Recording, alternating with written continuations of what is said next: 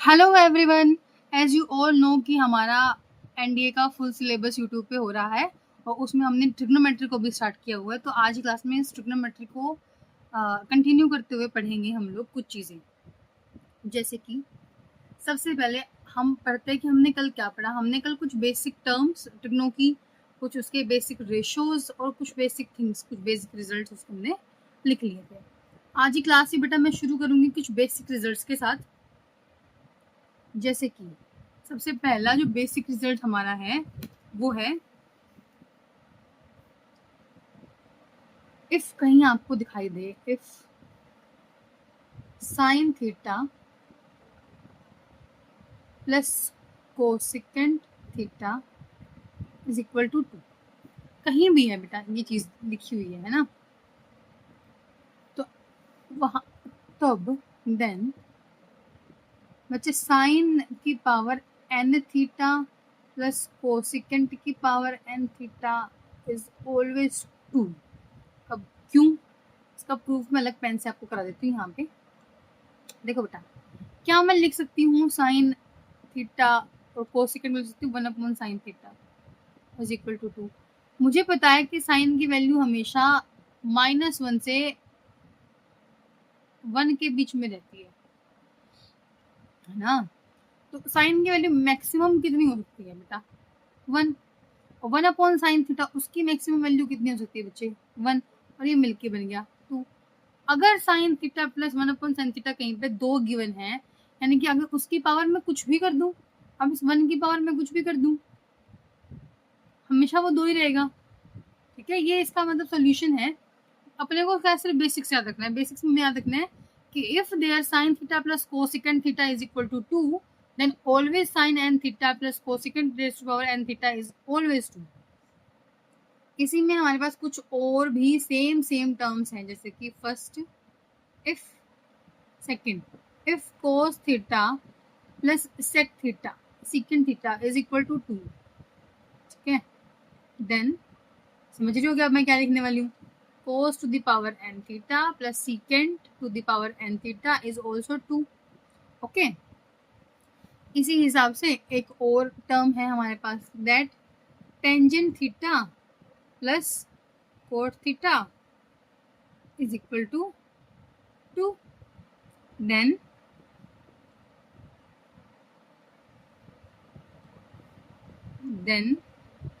tangent n theta plus cot n theta is also 2। ठीक है बेटा, समझ रहे होंगे ना आप, इन चीज़ों को आप समझ पा रहे होंगे।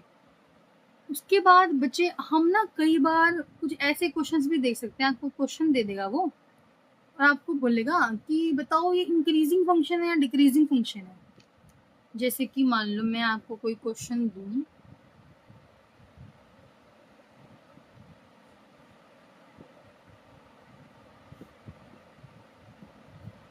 कि मुझे बताओ,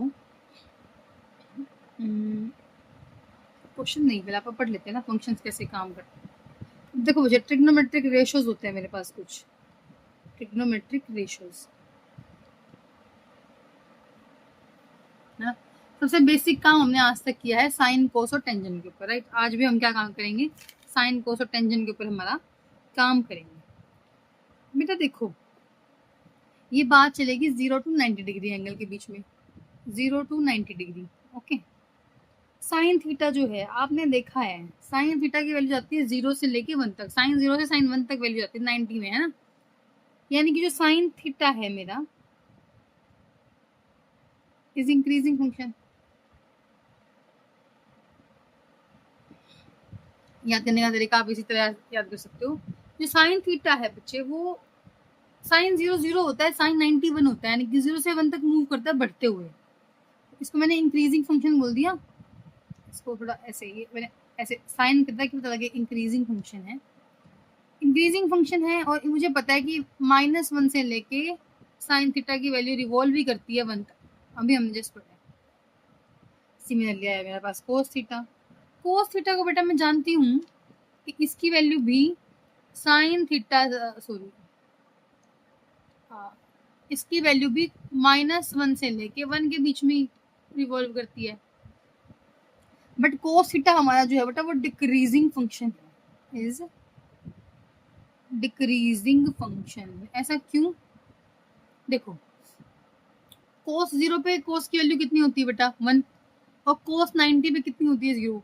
आप बीच में वैल्यूज देखोगे तो √3/2, 1/√2, देन 1/2, देन ये 0 जाता है, यानी कि वैल्यूज को अपनी कम करते करते तब तक वो पहुंचता है। तो कैसा फंक्शन है बेटा हमारा? डिक्रीजिंग फंक्शन है। जैसे इसकी वैल्यू बढ़ती है ये अपने वैल्यू को डिक्रीज कर लेता है। उसके बाद हाँ इसमें एक चीज आप पढ़ सकते हो, सिंपल टेंजेंट थीटा की बात करते हैं। सिमिलर जो मेरा टेंजेंट थीटा है वो भी इंक्रीजिंग है, इंक्रीजिंग फंक्शन है, और जो मेरा कोटेंजेंट थीटा है इज डिक्रीजिंग फंक्शन। ओके हाँ, तो अब एक और बात जो बताने वाली थी आपको, आप ये देखना, साइन थीटा है, अगर मैं इसको कर दूं साइन स्क्वायर थीटा, यहाँ की बजाय मैं हाँ यहाँ लिखते हैं इसको पेन चल के, अगर इस साइन थीटा के ऊपर मैं स्क्वायर लगा दूं तो यहाँ पे भी स्क्वायर लग जाएगा और यहाँ पे भी स्क्वायर लग जाएगा, है ना, हर तरफ काम होगा सेम।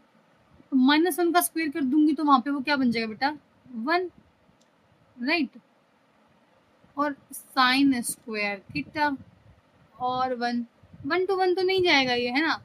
ऐसी कौन कौन सी वैल्यू है -1 से लेके 1 में जिनको स्क्वायर कर दो तो वो सेम रहे, चेंज ना हो, 0 to 1, यानी कि साइन स्क्वायर थीटा की वैल्यू कहाँ से कहाँ तक मूव करेगी बच्चे 0 to 1। सिमिलरली हमारी कोस स्क्वायर थीटा की वैल्यू भी, जब मैं इसको कोस स्क्वायर थीटा ही लिख दूंगी तो ये क्या बन जाएगा 0 to 1। इस तरह से हमारी जो की वैल्यूज है वो रिवॉल्व करेंगी, ठीक है। इसके बाद हम लोग देखो, अब आपने ये पढ़ लिया इंक्रीजिंग डिक्रीजिंग फंक्शन, अभी कैसे काम करेगा मुझे देखो। साइन थीटा कई बार क्वेश्चन आएंगे हमारे पास, साइन की कोई वैल्यू दे देंगे, प्लस में कोस की सेकंड की कोई वैल्यू दे देंगे, and then they will ask us कि बताओ ये फंक्शन इंक्रीजिंग है डिक्रीजिंग है। मुझे जब पता होगा कि साइन थीटा इंक्रीजिंग है कोस थीटा डिक्रीजिंग है, तो मैं इजीली उनकी वैल्यूज को लिख दूंगी कि भाई हाँ ये इंक्रीजिंग फंक्शन है या ये डिक्रीजिंग फंक्शन है, तो मेरे को ज़्यादा एज सच में कोई प्रॉब्लम नहीं आएगी, है ना। उसके बाद एक क्वेश्चन है, कुछ क्वेश्चन करके देखते हैं हम।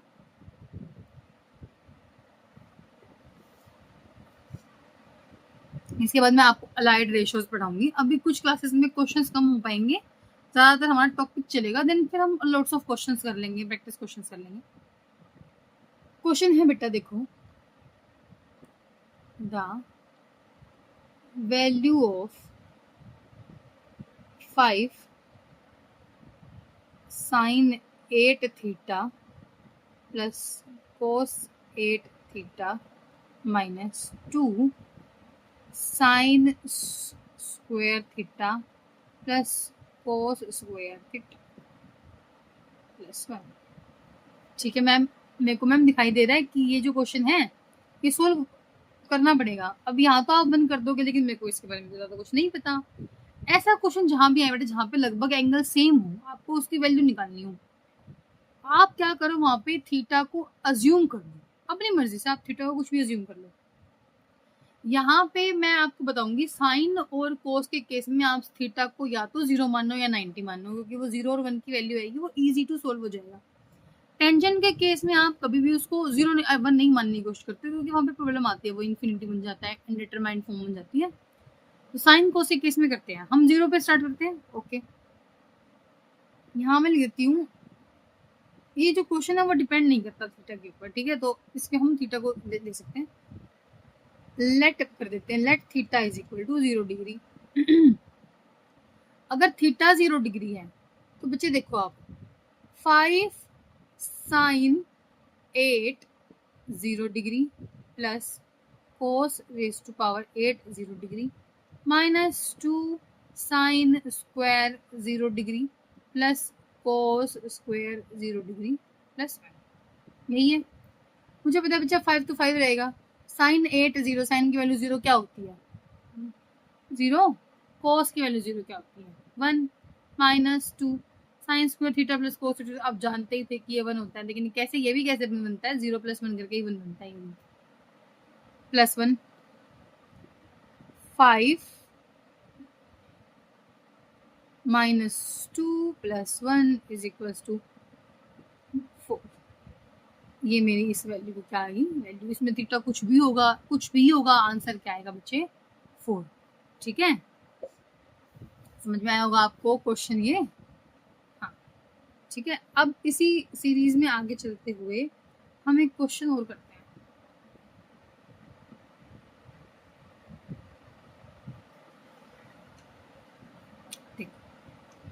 क्वेश्चन क्या है मेरा, क्वेश्चन है बच्चे कि इफ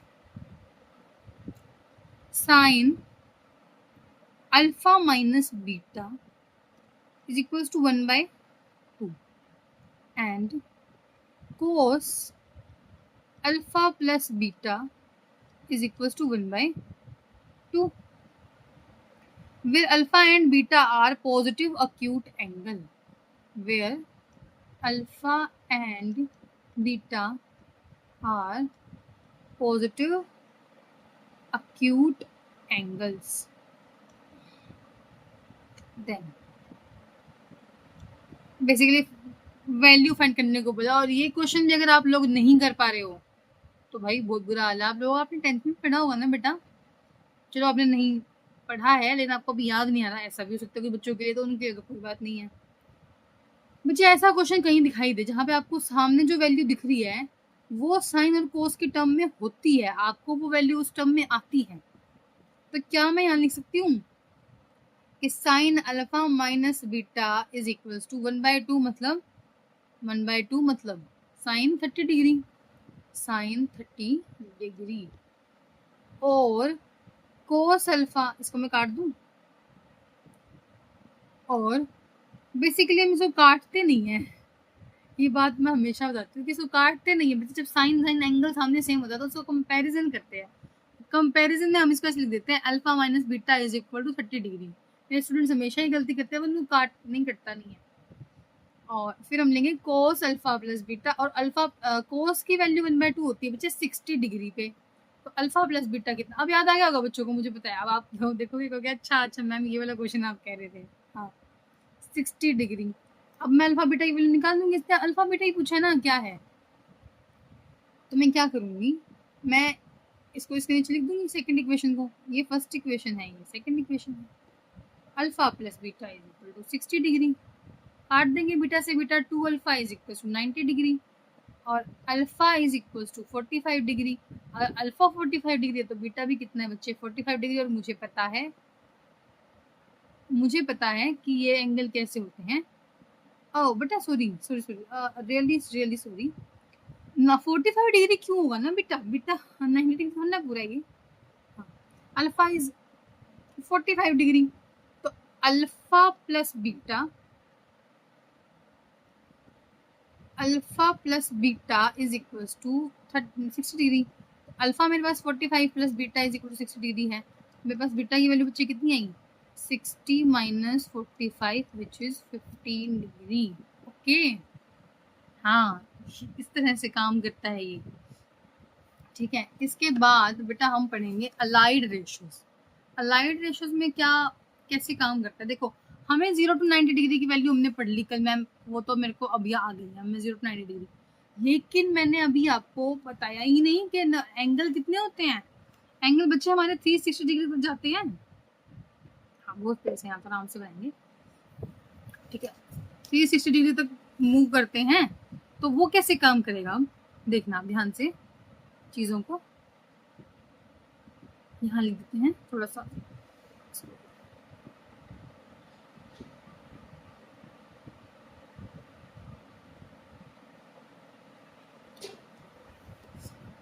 आप यहाँ पे लिख लो बेटा, वाइट पेन लेते हैं। ट्रिग्नोमेट्री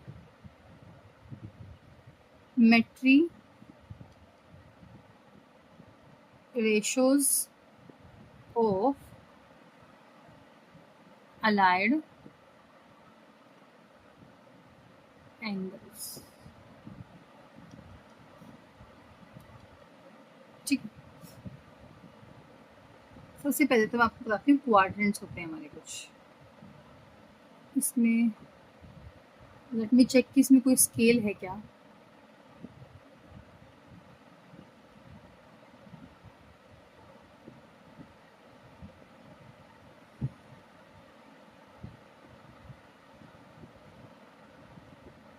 नहीं है, कोई बात नहीं, अपने हाथ से बना लेती हूँ मैं। आप नोटबुक में थोड़ा इजीली क्लियर बना लेना, मैं अभी जैसे मेरे से बनता है मैं बना लेती हूँ। यहाँ से शुरू करते हैं, ठीक है।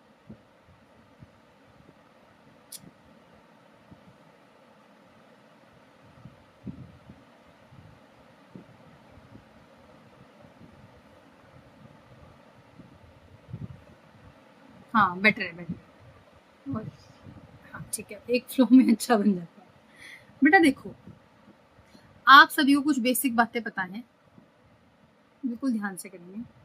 That this is 0 degree, this is 90 degree, this is 180 degree. 90 आ गया पर तो ये कौन सा एंगल होगा बच्चा? 270 डिग्री, है ना? तो इसको मैं 360 डिग्री बोल सकती हूँ। और जैसा कि मैंने पढ़ा है, जब रेडियन डिग्री का केस आता है तो इसको हम क्या बोलेंगे? 0 ही बोलेंगे। इसको क्या बोलेंगे बेटा? पाई बाय 2। इसको मैं क्या बोलती हूँ? पाई। तो बेटा ये क्या होगा मेरा? 270 डिग्री मेरा क्या होगा? आप बना सकते हो ना इसको। डिग्री टू रेडियन चेंज करना होता तो आप इजीली चेंज कर सकते हो ना। बिल्कुल कर सकते हैं मैम। कितना हो जाएगा बेटा ये? 3 पाई बाय 2। और ये कितना हो जाएगा बेटा? 2 पाई। अब मैं क्या पढ़ूंगी देखना। हमारे पास यहाँ पे 4 क्वाड्रेंट है। There are 4 quadrants. This is first quadrant, ठीक है। फर्स्ट क्वाड लिख देती हूँ मैं इसको, फर्स्ट क्वाड्रेंट। ये बेटा सेकंड क्वाड्रेंट। ये बच्चे मेरा हो गया थर्ड क्वाड्रेंट। और ये हो गया मेरा फोर्थ क्वाड्रेंट।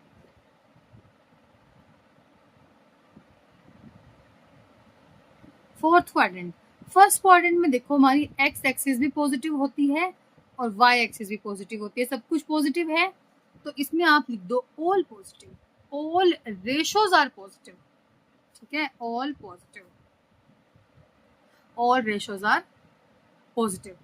यहाँ पे sine theta, cos theta, tangent theta, cosecant theta,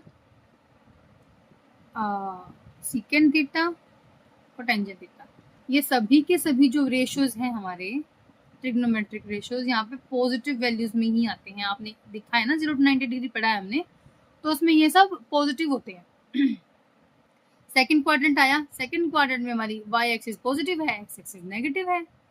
इस केस में क्या होगा? सेकंड क्वाड्रेंट में बेटा हमारे साइन थीटा और कोसिकेंट थीटा ये पॉजिटिव होते हैं। जो पॉजिटिव होते हैं उनके नाम लिख देते हैं ना पॉजिटिव, बाकी सब नेगेटिव होगा। थर्ड क्वाड्रेंट में बच्चे टेंजेंट थीटा और कोटेंजेंट थीटा ये पॉजिटिव होते हैं, बाकी सब नेगेटिव होता है वैल्यूज। मतलब इनके अलावा अगर मैं थर्ड क्वाड्रेंट में आके साइन की वैल्यू देखूंगी तो वो माइनस आएगी, जैसे -1/2, -√3/2। फोर्थ क्वाड्रेंट में क्या होगा बच्चे? फोर्थ क्वाड्रेंट में हमारा बचा कोस और सीकेंट, ठीक है। ये वाली वैल्यू क्या होगी मेरी? पॉजिटिव होगी, बाकी सब नेगेटिव होगी। तो याद करने के लिए सबकी अपनी अपनी ट्रिक्स होती हैं। कोई पढ़ता है all students to college, go to college, after school to college, ऐसे बोलते हैं। कुछ बोलते हैं आफ्टर सर्विंग टी कॉफी। अच्छा, ऐसे मल्टीपल है, आप जैसे भी याद करना चाहो। मेरे को ये सिंपल लगता है कि साइन टेंजेंट और कोस, ठीक है। आप इसको याद कर लेना। लेकिन अब प्रॉब्लम नहीं, अब इसमें है क्या डिफरेंट, क्या है? मतलब ये तो मैंने पढ़ ही लिया, इसमें डिफरेंट क्या है? इसमें तो पेन का कलर देखते हैं हम चेंज करके, ग्रीन और मोर कलर्स देख लेते हैं। पिंक कलर यूज करते हैं, ठीक। देखो जो फर्स्ट क्वाड्रेंट है इसके अंदर की जो वैल्यू होंगी बेटा, देखो 390 डिग्री से नीचे है वैल्यू सारी। तो यहाँ लिख सकती हूँ मैं, इसके अंदर जो वैल्यूज होंगी वो 90 माइनस थीटा होंगी। हाँ जी मैम, बिल्कुल लिख सकते हो आप। लेकिन ये वैल्यू देखो 360 डिग्री से ऊपर भी तो है, 90 से नीचे और 360 के बीच में है ना, 0 के आसपास। 0 360 एक ही पॉइंट पे है ना डिफाइंड हमारा। तो इसको ये भी सकते हैं कि अगर मैं इसको ऐसे लेके आऊँ, एंटी क्लॉकवाइज लेके आऊँ, तो ये 360 माइनस 360 प्लस थीटा हो जाएगा ना। 360 डिग्री के अंदर थीटा को भी प्लस कर दो तो 360 डिग्री पूरा है ये। इसके अंदर मैं कुछ एंगल प्लस कर दूं तो मेरा फर्स्ट क्वाड्रेंट आ गया, ठीक है। सेकंड क्वाड्रेंट में 90 डिग्री में कुछ भी प्लस कर दूं तो वो सेकंड क्वाड्रेंट आ जाएगा। तो यहाँ लिख सकती हूँ कि 90 डिग्री प्लस थीटा कर दूं तो सेकंड क्वाड्रेंट होता है। और ये भी लिख सकती हूँ कि 180 में थोड़ा सा भी कुछ माइनस कर दो, 90 to 180 होता है ना सेकंड क्वाड्रेंट, 180 में थोड़ा सा माइनस कर दूं तो भी क्या बन जाएगा वो सेकंड क्वाड्रेंट। थर्ड क्वाड्रेंट के केस में क्या होगा, 180 डिग्री में थोड़ा सा प्लस कर देंगे और 270 में थोड़ा सा माइनस कर देंगे तब वो थर्ड क्वाड्रेंट होगा। फोर्थ के केस में भी क्या होगा, 270 डिग्री में थोड़ा सा प्लस कर दिया और 360 डिग्री में थोड़ा सा माइनस कर दिया। ये सब हमारे समझ पा रहे हो ना। 90 में माइनस कर दो, मान लो 90 में 15 माइनस कर देते हो तो वो क्या बनेगा, 90 degree minus theta, 90 degree minus theta is equal to first quadrant. ये चीजें आपको याद होनी चाहिए, ठीक है। हाँ, इसके बाद है ना, इसके अंदर हम कुछ चीजें पढ़ेंगे जैसे हमारे पास ना समटाइम्स कोई, इसको आप प्लीज स्क्रीनशॉट ले लेना, अगर आप नोट्स ला लें तो प्लीज नोट्स ला लेना। और इसको, ये चीजें बहुत इंपॉर्टेंट है, यानी कि अलाइड रेशियोज के अंदर सबसे पहले यही पढ़ा जाता है, ठीक है। अब मैं आपको नेक्स्ट शीट पे मूव करती हूँ, उसके बाद इसमें वापस आ जाएंगे अगर कुछ समझना होगा तो। या फिर एक काम करते हैं, एक बार यहीं पे इसको सोल्व थोड़ा सा मैं लिखवा देती हूँ चीज़ों को, फिर हम शीट मूव कर लेंगे कि बाद में फिर दिक्कत आएगी, प्रॉब्लम होगी, हमें प्रॉब्लम क्रिएट होगी, है ना। इसमें थोड़ा सा वाइट पेन से लिख देते हैं। देखो बेटा, जब भी मैं क्या करूँगी, 90 डिग्री में कुछ प्लस या माइनस थीटा करूँगी, या 270 डिग्री में कुछ प्लस या माइनस थीटा करूँगी, कोई एंगल प्लस या माइनस करूँगी, जब मैं वो केसेस आएंगे तब जो मेरे रेशोज होंगे ना बेटा वो चेंज हो जाएंगे। चेंज कैसे हो जाएंगे, अगर मैं साइन 90 प्लस माइनस थीटा कर रही हूँ तो वो चेंज हो जाएगा बेटा कोस में, और कोस 90 प्लस माइनस थीटा कर रही हूँ तो वो चेंज हो जाएगा साइन में। सिमिलरली टेंजेंट किस में चेंज होता है बेटा, किस में टेंजेंट और कोट आपस में चेंज हो जाते हैं, और कोसिकेंट और सीकेंट।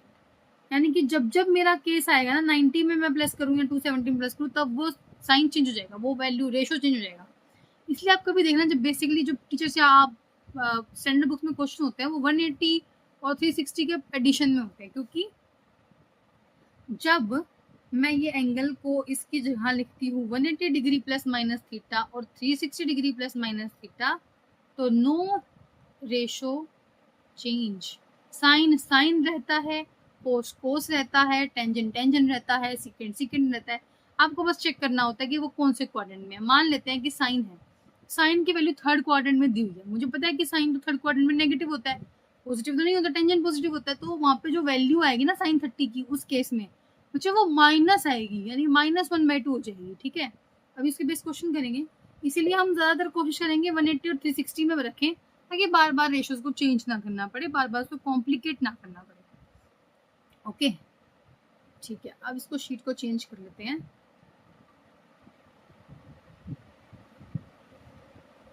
ठीक है, अब मैं कोई क्वेश्चन करती हूँ, कोई रैंडम सा क्वेश्चन उठा लेते हैं। इमेजिन करते हैं क्वेश्चन मेरे को मिला है साइन 240 डिग्री। अब मेरे को तो मैम 240 डिग्री की वैल्यू नहीं आती, मेरे को तो आती है 90 डिग्री तक की वैल्यू। तो जब भी तो बेटा अभी मैंने अलाइड रेशियोज पढ़ाए, 90 प्लस थीटा 90 माइनस थीटा, ये चीजें पढ़ाई। 240 है, कौन सा क्वाड्रेंट हो गया बेटा, थर्ड क्वाड्रेंट दिख रहा है मेरे को, 182 270 थर्ड क्वाड्रेंट। थर्ड क्वाड्रेंट मतलब थर्ड क्वाड्रेंट में तो मैंने दो चीजें लिखी थी मैम, एक तो मैंने लिखा था 180 प्लस 180 प्लस थीटा और 270 माइनस थीटा। तो इसको लिख सकती हूँ, या तो मैं इसको लिखूंगी साइन 180 में क्या ऐड करूँ कि 240 बन जाए 60 है ना, और 270 माइनस थीटा, 270 में मैं कितना माइनस करूँ कि वो 240 बन जाए 30। हमारा काम क्या होता है, साइन को साइन रखना है, 240 को ब्रेक करना है क्वाड्रेंट्स के अंदर, यानी कि जो बेसिक क्वाड्रेंट है, जैसे मेरा 180 90 60 90 180 270 360, इनमें उनमें वो प्लस कुछ प्लस माइनस कर दो, जाके वो जो वैल्यू है वो मिल जाए। मुझे पता है मैम साइन 180 प्लस 60, क्योंकि 180 में रेशो चेंज नहीं होता, तो साइन 180 प्लस 60 कितना हो जाएगा मेरा साइन 60, रेशो तो चेंज ही नहीं हुआ। लेकिन क्योंकि थर्ड क्वाड्रेंट में जो साइन है वो मेरा नेगेटिव होता है ना, थर्ड क्वाड्रेंट में टेंजेंट पॉजिटिव होता है, तो आंसर आएगा minus sine 60 degree. Minus sine 60 degree का मतलब बेटा यहाँ पे हो गया माइनस √3/2। ओके मैम, आ गया समझ में। इस वाले केस को पढ़ लेते हैं। इसमें हमने पढ़ा कि भाई थर्ड क्वाड्रेंट में साइन, सॉरी, जब मैं 270 के साथ है 90 के साथ करती हूँ तो वो चेंज होता है रेशियो। साइन किस में चेंज होता है बेटा? कोस में, कोस 30 डिग्री में। ओके, कोस 30 डिग्री ये भी थर्ड क्वाड्रेंट में नेगेटिव होता है। ये कितना बन जाएगा बच्चे? -√3/2। दोनों वैल्यू सेम है, आपकी मर्जी, आप कोई भी यूज कर सकते हो। एक समझाने के लिए मैंने 2 यूज किए हैं, आप ऐसा भी कर सकते हो कि कोशिश करो हमेशा 180 और 360 में लो ताकि आपको चेंजेस ना करने पड़े। बस आपको क्वाड्रेंट्स का ध्यान रखना है कि ये फर्स्ट क्वाड्रेंट में आया, सेकंड क्वाड्रेंट में आया, थर्ड क्वाड्रेंट में आया। जिस क्वाड्रेंट में आपको देखना पड़ेगा कि उस क्वाड्रेंट में वो वैल्यू पॉजिटिव है या नेगेटिव है। ठीक है, हाँ, इतनी बेसिक सी चीज है। एक क्वेश्चन और करवा देती हूँ इसके ऊपर ताकि कोई प्रॉब्लम ना आए। यही कर देते हैं साइड में, पेन चेंज करके पिंक पेन से लिखते हैं। चलो ओके, जैसे कि मेरा क्वेश्चन है, मान लो आप अपनी मर्जी से कुछ भी बता सकते हो। टेंजेंट 210 डिग्री, मुझे इसके बारे में तो कुछ पता ही नहीं है। 2 तरीके हैं, आप अपनी मर्जी से कोई एक तरीका ले सकते हो। मैं दोनों इसलिए सिखा रही हूँ ताकि बाद में कोई डाउट्स ना रहे हमें। ठीक है बच्चे, देखो टेंजेंट इसको मैं लिख सकती हूँ 180। मैं थर्ड क्वाड्रेंट ही वापस आई ना। हम क्या करते हैं, सेकंड क्वाड्रेंट पे कुछ क्वेश्चन या फोर्थ क्वाड्रेंट पे कुछ क्वेश्चन कर लेते हैं। जैसे कि मैं कर लेती हूँ इसके अंदर टेंजेंट 300 डिग्री। ठीक है, ओके। टेंजेंट 300 डिग्री का मतलब क्या हुआ बेटा? टेंजेंट 270 प्लस 30 डिग्री और टेंजेंट 360 माइनस 60 डिग्री। ओके, जब बेटा टेंजेंट का कोई भी केस 270 में आता है तो वो चेंज होता है तो वो बन जाएगा कोट 30 डिग्री। क्योंकि फोर्थ क्वाड्रेंट की बात चल रही है, फोर्थ क्वाड्रेंट में हमारा टेंजेंट नेगेटिव होता है तो ये माइनस का कोट 30 हो गया। यहाँ पे भी क्या हो गया बेटा, 360 में तो चेंज नहीं होता तो टेंजेंट का टेंजेंट रहा 60 डिग्री। और क्योंकि फोर्थ क्वाड्रेंट में टेंजेंट नेगेटिव होता है तो माइनस का टेंजेंट 60 डिग्री। कोट 30 की वैल्यू कितनी होती है? नहीं याद आ रहा तो टेंजेंट 30 हो याद कर लो। टेंजेंट 30 की वैल्यू कितनी होती है? √3। इस 1/√3 इसकी वैल्यू कितनी होगी बच्चे? √3 माइनस √3। टेंजेंट 60 की वैल्यू कितनी होती है? -√3। दोनों के आंसर सेम आएंगे। आपकी मर्जी है, आप 360 से लेना पसंद करते हो 270 से। बेसिकली लोग 360 और 180 पे यूज करते हैं क्योंकि वहाँ पे आपको ज़्यादा चेंजेस नहीं करने पड़ते, सिर्फ क्वाड्रेंट देखना पड़ता है। 90 270 लेने पे मेरे को बार बार चेंजेस भी करने पड़ते हैं और साइन भी देखने पड़ते हैं। इतना कुछ कॉम्प्लिकेटेड नहीं है, पर यूँ है कि एक स्टेप कम करना पड़ता है, तो बच्चों या कोई भी हो तो प्रेफर इसी को करता है। ठीक है, इसी सीरीज में आपको क्वेश्चन आ जाएगा। अब मैं आपको अगर लिख दूँ कहीं पे सीकेंट 210 डिग्री तो आप सोल्व कर लोगे? आप मेरे को प्लीज इसका आंसर लिखना, सीकेंट 210 डिग्री। ये आपके लिए होमवर्क है, ये क्वेश्चन आप मेरे को करके दिखाना। ओके, प्रैक्टिस करोगे तभी ट्रिग्नो तो जब भी होती है ट्रिग्नो, क्योंकि आपको पता है इतना इजी नहीं है ट्रिग्नो को करना कि आप मेरे से पढ़ो और हो जाए। ट्रिग्नो के लिए तो लॉट्स ऑफ प्रैक्टिस करनी पड़ती है। ट्रिग्नो ही नहीं, मैथमेटिक्स में ये होता है कि मैथमेटिक्स में आपको लॉट्स ऑफ प्रैक्टिस करनी पड़ती है। Practice makes a man perfect कहते हैं ना, तो मैथ्स में तो बिल्कुल परफेक्ट पास आउट करते हैं कि प्रैक्टिस कैन मेक यू, है ना। तो बेटा 210 डिग्री का आप मेरे को बता देना। अच्छा ठीक है, इसके बाद अब ये तो मैं आराम से कर लूँगी, इसमें तो मेरे को ऐसा सच कोई प्रॉब्लम आएगी ही नहीं। कहाँ दिक्कत आएगी? अब नई नई बातों में दिक्कत आएगी। जैसे कि इमेजिन करो आपको क्वेश्चन डिग्री की बजाय रेडियन में मिल जाए, लाइक आपको मिल जाए कोस 17 π/6। अब वो आपको बोले प्लीज फाइंड 70 π/6 की वैल्यू। मैम मेरे को तो अभी π/6 π/3 ये वैल्यूज याद हुई हैं कि π/3 मेरा कितना होता है, π/6 मेरा कितना होता है, π/4। 17 π/6 की वैल्यू मैं कैसे निकालूं? कुछ भी कॉम्प्लिकेटेड नहीं है बेटा, कुछ भी कॉम्प्लिकेटेड नहीं है। हम कैसे करेंगे? देखो उसको 6 है ना। चलो आपको एक चीज याद होगी, आपको एक बात पता होगी। मान लो 3/2 कहीं गिवन है, मैं उसका एक वो निकालती हूँ मिक्स फ्रैक्शन में, 2 1 2 ये बन गया 1 1 1/2। तो इसको मैं ऐसे भी लिख सकती हूँ 1 + 1/2, इसलिए तो वह सोल्व होता है ना एलसीएम लेके। ठीक है, तो इसको मैं कुछ ऐसा लिखना चाहती हूँ इस टर्म्स में। ठीक है, इसको इरेज कर देते हैं। 17π/6 को मैं ऐसे कैसे ब्रेक करूं, प्लस या माइनस में, बोथ में, कि भाई वो आराम से मेरा टुकड़ों में टूट जाए, है ना। कि इसको मैं ऐसे लिख सकती हूँ बच्चे, देखो cos 3π - π/6 ऐसे लिख सकते हैं इसको। देखो 6 3 = 18 और 18π - π = 17π/6 में 12 भी ले सकती हूँ, बहुत बड़ा हो जाएगा ना, 5π हो जाएगा, 5π + π चीजें मुश्किल हो जाएंगी ना, 5 + π ऐसे कुछ करेंगे तो हम 3π ले लेंगे, माइनस कर देंगे एक। आपको सिंपल ट्रिक बताती हूँ, 6 का टेबल है, यहाँ देख लो, 6 के टेबल में 17 से आसपास कोना 18 है ना, 18 बड़ा है तो माइनस आएगा, है ना, 6 × 18। और अगर वो छोटा होता, बड़ी वैल्यू होती कोई, तो प्लस कर देते। अब ऐसा क्वेश्चन में कैसे करूंगी, देखो 3π - π/6 है बच्चे, 3π कौन सा क्वाड्रेंट है, आप बस ये चेक करो। ठीक है, 3π देख लेते हैं मैम। 3π मेरा होगा, अगर ये 2π है, ये पाई है, ये तो π/2 है, तो ये मेरा क्या होगा 3π। समझ पा रहे हो, ये होगा ना 3π, फिर ये 4π है, फिर 5π 6π 7π चलता ही रहेगा। तो ये वाली जो पोर्शन है, जो 180 डिग्री वाला पोर्शन है, वो मेरा थर्ड क्वाड्रेंट है, सेकंड क्वाड्रेंट वाला पोर्शन है। अब ये कर रहा है 180 माइनस समथिंग, जब मैं 180 में माइनस कुछ कर देती हूँ तो वो क्या रहता है, सेकंड क्वाड्रेंट। सेकंड क्वाड्रेंट में मेरा कोस कैसे रहता है मैम, नेगेटिव रहता है। तो कितना आया, 180 में प्लस माइनस कुछ भी करो कोई फर्क नहीं पड़ता, cos π/6 आ गया। cos π/6 की वैल्यू मेरी कितनी होती है, -√3/2। आया समझ में आपको क्वेश्चन? नहीं आया तो और क्वेश्चन कर लेते हैं, कोई इशू नहीं है, ऐसा नहीं है कि कोई प्रॉब्लम हो रही है हमें, है ना। चलो एक क्वेश्चन कर लेते हैं, हम करते हैं sin 11π/4। अब मैंने अभी बताया 4 के टेबल में देख लो 11 के आसपास कौन आता है, 12 12 बड़ा है तो माइनस का केस आएगा, 4 3 = 12। मैं लिख सकती हूँ इसको sin 3π - π/4।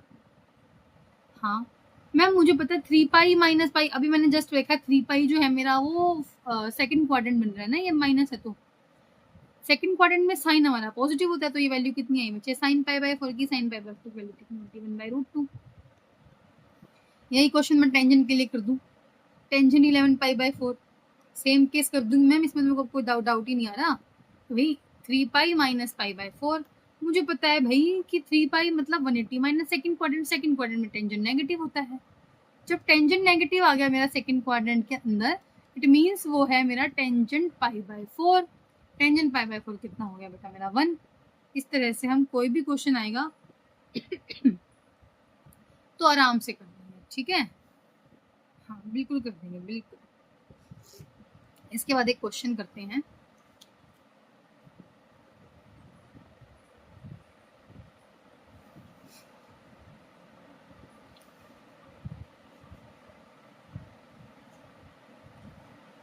क्वेश्चन लिख लेते हैं, x = 5π/6 the value of 2 sin 3x + 3 cos 3x is equal to कितना, ये पूछा है। कर देंगे मैम, ये तो हमने पढ़ा है कि जब भी ऐसा कुछ हो हम एक्स की जगह पे एक्स की वैल्यू भर देंगे। कर दो फिर बेटा, किसका वेट कर रहे हैं, किसका वेट नहीं कर रहे हैं।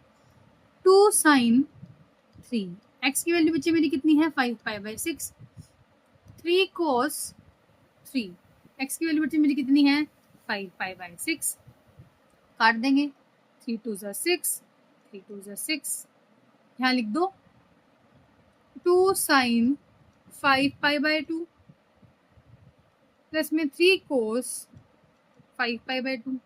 क्या मैं देखो 2 के टेबल में 5 के आसपास कौन है, 4 छोटा है तो क्या करेंगे प्लस कर देंगे, ठीक है।